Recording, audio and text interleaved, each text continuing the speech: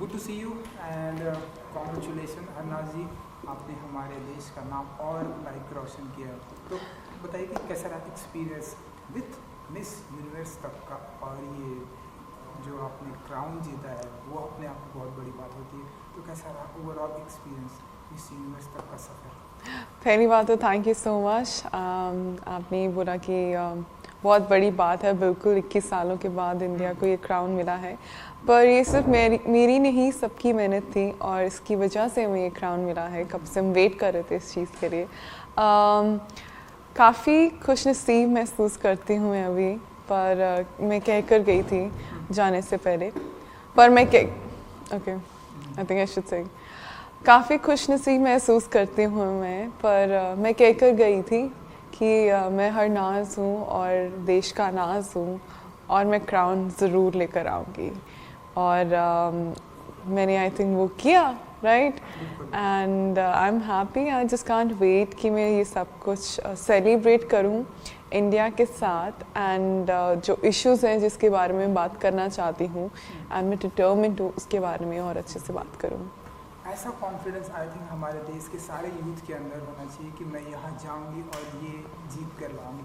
You know Harnaaz जी, क्योंकि जितना मेरा नॉलेज है, दुनिया में पूरे, ना कि सिर्फ इंडिया में बल्कि पूरी दुनिया में बहुत सारे मॉडल हैं, मेल हो या फीमेल हो, लेकिन ये जो क्राउन किसी कुछ एक चुनिंदा लोगों के पास आता है, तो जिनमें से आप एक हैं। तो देन वो क्राउन आपको पहनाया गया, वो मैं वीडियो भी देख रहा था। What's your feeling? Oh my God. कहना चाहेंगे आप? आई थिंक वो फीलिंग बहुत अनएक्सप्लेनेबल होगी मेरे लिए, क्योंकि जब उन्होंने इंडिया बोला तो मेरे को ऐसे यकीन नहीं हो रहा था कि उन्होंने इंडिया बोला, एंड मैं एकदम से रोई, जैसे आपने वीडियो में देखा। बट आई थिंक जब मैं रोई तो मेरे साथ पूरा भारत भी रोआ, और वो फीलिंग बहुत ही यूनिवर्सल थी। एंड मुझे वो जब मैंने क्राउन डाला तो शायद आपने देखा भी होगा कि मैंने उसको पहले उसका माथा टेका, एंड ऐसे कुछ इंटेंशनली कुछ नहीं, जस्ट वो होता है ना, जैसे जब मेरा नेशनल क्राउन भी था, जब मेरे को वो पहनाने वाले थे, तो मैंने जब पहना उसके बाद मैंने माथा टेका।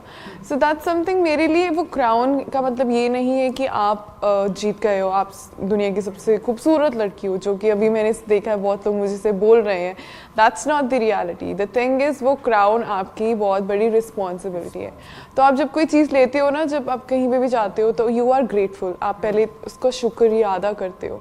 तो मैंने पहले क्राउन का शुक्रिया अदा किया कि आपको लगता है कि मैं वो पहनकर उन सब बातों पे या उस क्राउन को अच्छे से संभाल सकूं, और वो अब मेरी रिस्पॉन्सिबिलिटी है। और मैं अपनी देश के इंडिया से आती हूँ, और मैंने अपने देश को तो प्राउड करना ही है, बट अब मेरे ऊपर सब पूरी दुनिया की रिस्पॉन्सिबिलिटी है। तो जब उन्होंने वो पहनाया तो मुझे तब से ही वो रिस्पॉन्सिबिलिटी महसूस हो गई थी, और मैंने बोला अपने आप को कि हाँ, अब तू जो करना चाहती है वो अब तू करेगी, and now it's happening in your life. Harnaaz ji, मैं आपसे जानना चाहूँगा कि ये बचपन से आप ऐसे पार्टिसिपेट करना चाहते थे, या बचपन से आप ऐसे मिस यूनिवर्स, मिस इंडिया, इन सब प्लेटफॉर्म को ज्वाइन करना चाहते थे, या कब आपके दिमाग में आया कि मुझे ये ज्वाइन करना चाहिए, या कैसे? हाँ जी, अब वैसे मैंने बचपन से कभी नहीं ऐसा सोचा था कि मैं मिस यूनिवर्स के लिए जाना चाहती हूँ, क्योंकि छोटे होते मुझे पता भी नहीं था मिस यूनिवर्स क्या होता है। पर जैसे मैं बड़ी होती रही और मैंने इंस्पिरेशन देखी सुष्मिता सेन मैम से, लारा दत्ता मैम से, एंड प्रियंका चोपड़ा से, मुझे ये रियलाइज़ हुआ कि मैंने भी इनके जैसे बनना है। यू नो कि जिस वे में इन्होंने मुझे इंस्पायर किया है, मैं भी किसी लड़की को ऐसे इंस्पायर करना चाहती हूँ, किसी को भी, कि अपने आप पर हमेशा यकीन रखो और सब कुछ आपको मिलेगा अगर आपके नतीजे, आपकी जो नीयत है वो साफ़ है। तो ऐसे ही मैं मतलब मुझे अच्छा लगा जब मैंने रियलाइज़ किया, मेरे को ये पता चला कि मैं एक्टिंग भी कर सकती हूँ, मुझे एक्टिंग करना बहुत पसंद है, एंड मैंने ये भी देखा कि I can become a model also. So ऐसे ही धीरे धीरे मैंने अपने आप को एक्सप्लोर किया कि हाँ, मुझे ये करना अच्छा लगता है। जब आपको एक बार आपके अंदर वो जज्बा आ जाता है ना कि मैं ये करके दिखाऊंगी अपने लिए, तो फिर आपको दुनिया में कोई नहीं रोक सकता। सो वो एकदम से आया when I was 17 years of the age. तो उसके बाद मैंने कभी पीछे मुड़ कर नहीं देखा, और जो मर्ज़ी हो जाए दुनिया में, मैं हमेशा डट कर रही हूँ कि कोई मेरा तहस नहस नहीं कर सकता। मतलब इनिशियली वो पंजाबी में कहते हैं ना कि इधर दो उधर कुछ नहीं कोई कर सकता, वो अपने आप स्ट्रॉन्ग बिल्ट होता रहा मेरा एटीट्यूड। और यही मेरी एडवाइस होगी यंग विमेन को ऑल अराउंड द वर्ल्ड कि जब आपके अंदर आपका अपने आप पे यकीन है तो आपको दुनिया में कोई भी नहीं रोक सकता।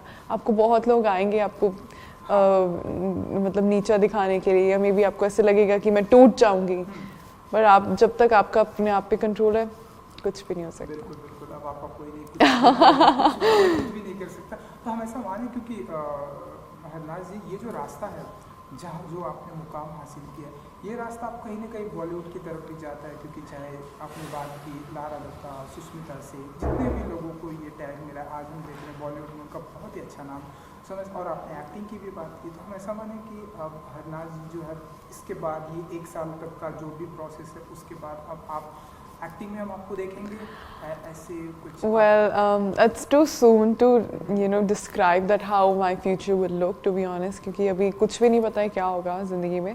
But being an actor, I am looking forward, जो भी होगा, let's hope for the best, to be honest. But acting हमेशा मेरा पैशन रहा है और मैं एक्टिंग के थ्रू लोगों को इंस्पायर करना चाहती हूँ, क्योंकि आज की दुनिया में सब एक्टिंग से बहुत इंटिमिडेटेड फील करते हैं, बहुत उनको ऐसा लगता है कि काश हम भी उस कैरेक्टर में होते, काश हम भी उस मूवी में होते। तो पता है हमें कैसे सबको इन्फ्लुएंस करना है, और अगर है वो कला तो आप उसको यूज़ करो सही ढंग में। एंड ये प्लेटफॉर्म से अपने दिल की भी सुनो और लोगों को इंस्पायर भी करो। So let's hope for the best. बिल्कुल बिल्कुल। सो आपका favourite actor? Shahrukh Khan. And female? Deepika Padukone.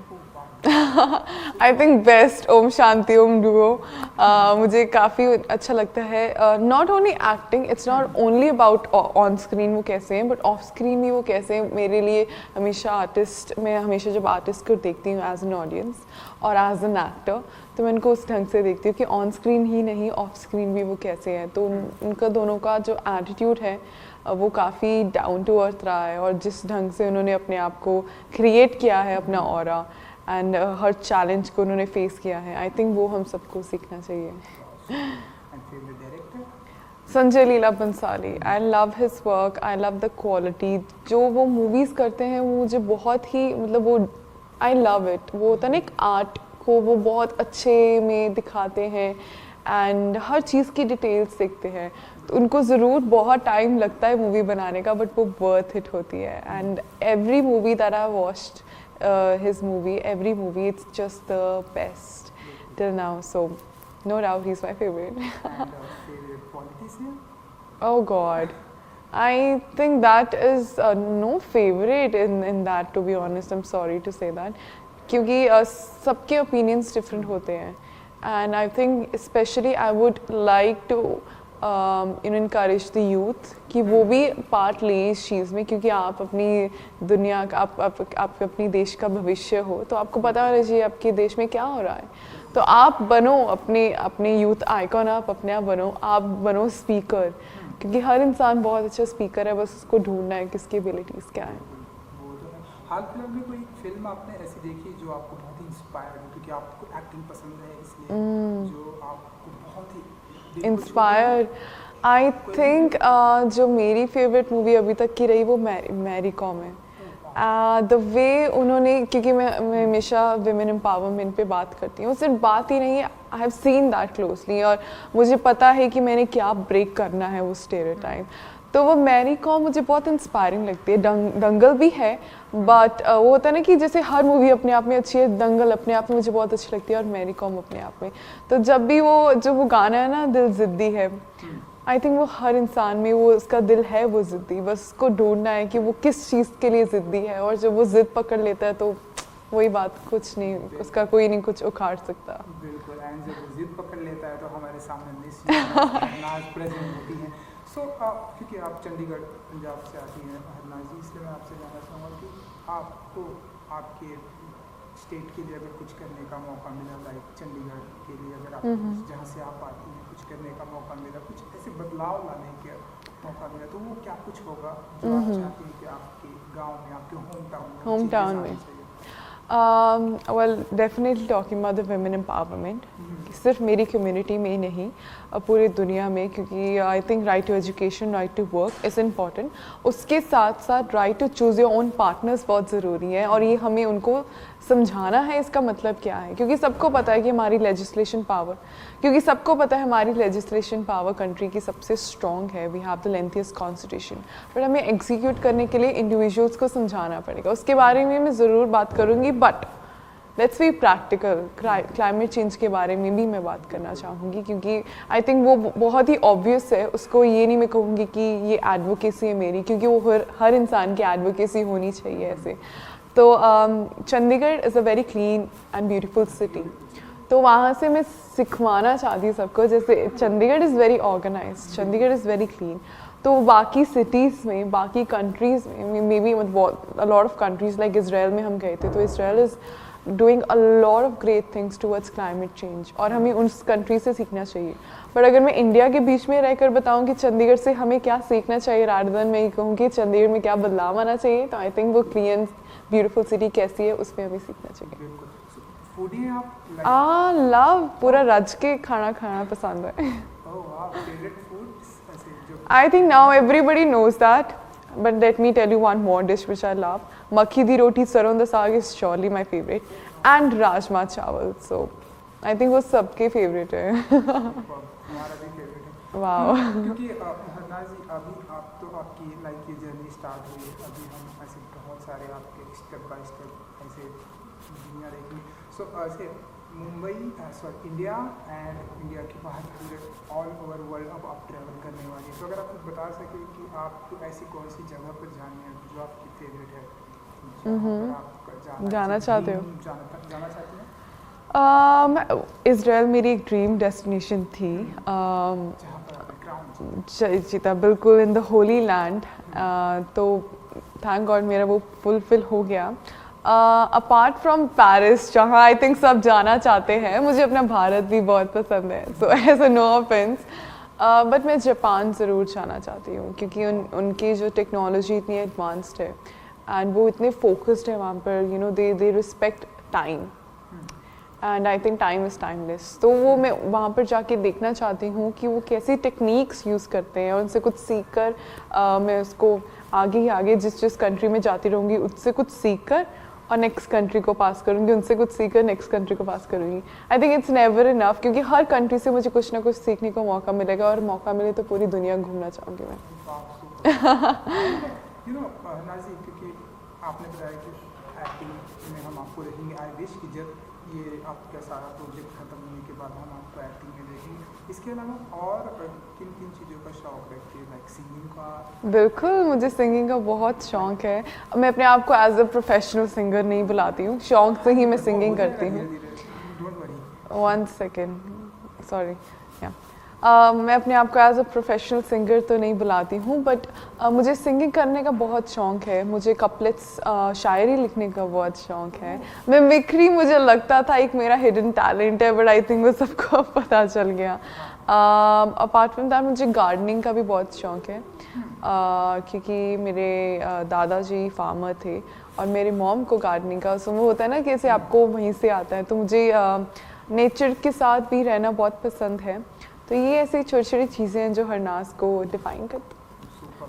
किसी एक की मिमिक्री, किसी जो आप ज़रूर, आप चाहते हो कि मैं किसी फेमस पर्सनालिटी की मिमिक्री करूं, तो आपको फिर वेट करना पड़ेगा जब तक मैं किसी की बायोपिक करूंगी।